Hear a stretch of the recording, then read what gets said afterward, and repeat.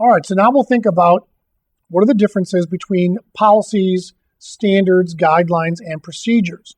These are the 4 areas where most organizations would have some documentation showing the way they do things and where there is some leeway for decision making and where there is not. So we'll start with policies. Policy, by definition, is something that is mandatory, right? At your highest level in the organization, at your executive level, the top tier, they can decide that there are certain policies which must be followed by everybody. For instance, you might have a policy that says that when you join the organization, you have to sign some paperwork that says that you understand that your activities on the organization's systems, the organization's networks, are going to be monitored.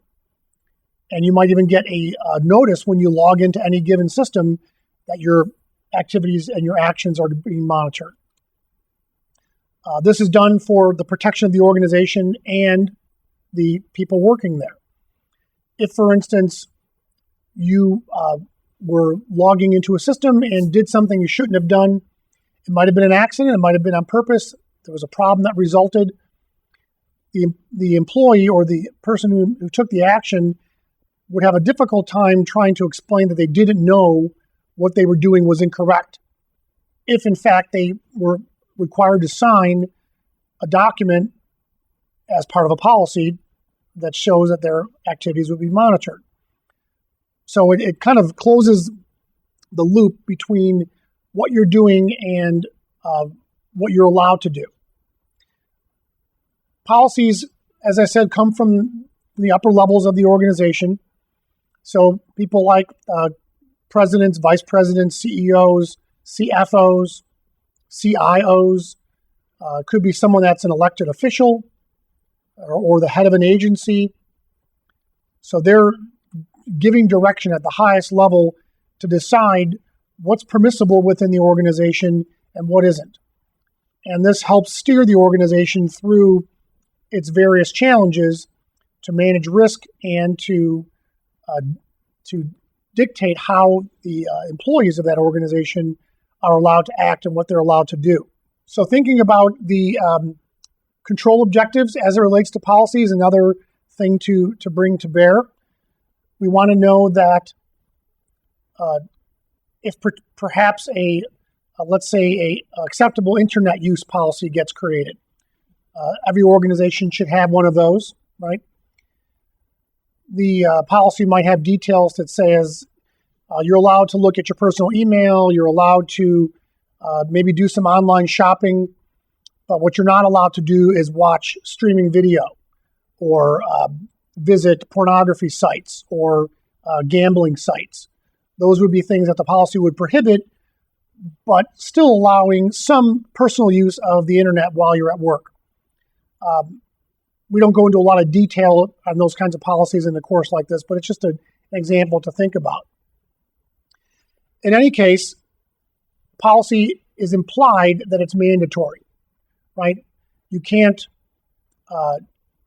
sign the agreement that says that I abide by the acceptable internet use policy and then claim later that you didn't know you weren't supposed to go to a gambling website. That would be, an obvious violation, and there should be some consequences for that.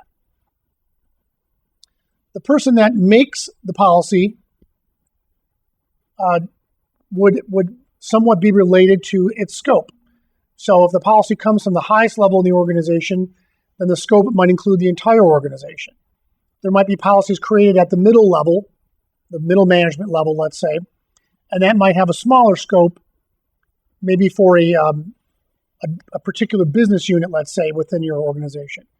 And then you might even have a smaller scope yet, where you've got a team lead or a manager of a small team who decides that they've got their own policies regarding some actions or behavior of the people that are in that particular team. So the scope stays small because that's all that's required. It doesn't need to expand to the middle level and to the upper levels of the organization. Now let's contrast a policy with a standard. Standards are different than policies in that they're not something that's mandatorily handed down from a higher up in the organization. A A standard is more to do with how we decide what a policy's protections actually offer. You have different industry standards, for instance, for financial accounting or for best practices on how to manage proxies or firewalls. So the measurement points are what a standard is really trying to get at. If you're following a standard and the standard says you need to look at 9 different components or measurement points of a particular system in order to understand its effectiveness or the effectiveness of security controls, then that's what the standard is directing you to do. So once those control points are measured, then we can know if this particular control or this particular item that's being inspected is in compliance. If the standard was too loose and it just said something like measure the effectiveness of your firewall rules, that's not enough detail to really give the auditor to say that they've looked at this in very low level detail and they know that the firewall rules are good. Well, a good firewall rule is not enough specificity. So a standard might dictate that you're not allowing certain traffic into the network, you're not allowing certain traffic out, you're only allowing very controlled access between points to points or point-to-point communications between systems. That's kind of detail that a standard might provide. And then, of course, management decides which standards are most applicable in some cases. In other cases, standards may be applied that are because of the very nature of what the organization does. Whether you're involved in healthcare or financial systems or even government or military. Standards might vary depending on what the organization actually does. So we have our different types of standards to think about, starting with regulatory. So this, by its very name, implies that it's a law or regulation that was created by a government agency. So that's where things like HIPAA and SOX, FISMA, those come into play. Then there are standards within an industry, and industry standards are slightly looser in that they are usually adopted by different competitors in a given industry to have some commonality in their approach. Something like the USB standard. Computers from, whether it's a Macintosh system, a PC system, a Unix system, they can all use the USB standard to define how you can connect things like a thumb drive, right? So that's an industry standard. It's not enforced in the same way that a mandatory policy would be, right? You're not mandating that everybody must adhere to the USB 3.0 standard. It just makes sense for them to do so because it helps their business, helps them be more successful by adhering to certain standards. And another way to think about this is that if you're a consumer or a customer and you're looking for a product or a service, you might be looking for a particular standard to be met by that provider of that product or service to make sure that you're getting what you actually want. Then we have standards for organizations. So this comes from your executive management, and this might relate to the culture of the organization, how they do business, who they do business with, how they treat their customers. Things like the ISO standard, the International Standards Organization. ISO standards have been widely adopted by many different industries. Some of them are even international in scope. And again, these are ways for different organizations to provide a similar level of confidence to their customers and their clients that because they're following a standard, it's safe to do business with them. What about personal standards?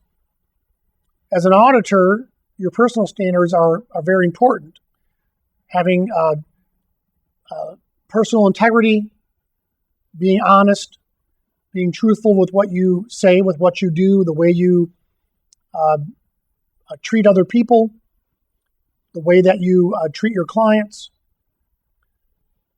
So if you do have high standards, you have virtuous behavior, you're honorable, you respect other people, you don't intentionally try to do things that are harmful, you don't steal, you don't lie, right? These are all very high ideals for anybody.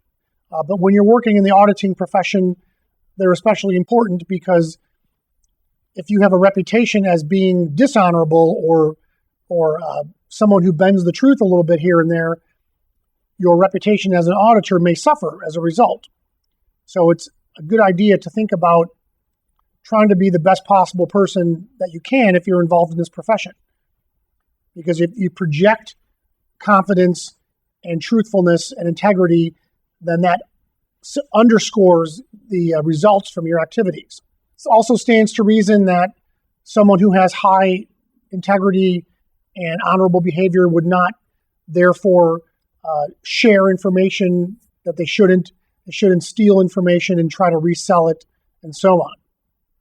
In this day and age, when identity theft and intellectual property theft is higher than ever, these are important attributes to consider. Okay, moving on to guidelines. So we've talked about policies and standards. Now guidelines are a little more loose than both of those things that we previously discussed. A guideline is just a suggestion on how to do something in a best practices type of manner. So something you should do, but not something you must do. That's a way to kind of keep those a little bit separated. By definition, that means that guidelines are discretionary. All right, so there could be a guideline that says that you should not spend too much time going back to acceptable internet use. You can use the internet at work to read email or maybe to visit a sports website for a little bit. But the guideline says you should maybe only do this during your lunch hour, right? Now, the guideline doesn't prevent you from doing this activity at other times of the day. And eventually, if you abuse the privilege of using the internet at work, it probably will catch up to you. But the guideline suggests do it during lunch, or maybe you do it the very beginning of the day or very end of the day, so as to not have a large impact on your normal workflow. So it's a good way to think about a guideline. It's just kind of like a best practices thing, but that's not really so much enforceable as a standard or a policy might be. Then we have procedures. A procedure is some kind of step-by-step instructions for getting something done. Maybe you think about it as a recipe. That's another way of thinking about it. If I have to do these particular steps, I have to do them in the right order in order to get the intended result. Best practices would guide how a procedure would be created. There might be some variation allowed depending on the criticality of the operation being performed. But if we have a procedure in place, it makes sense to follow it. Right? Someone took the time to create this so that you get a very predictable result.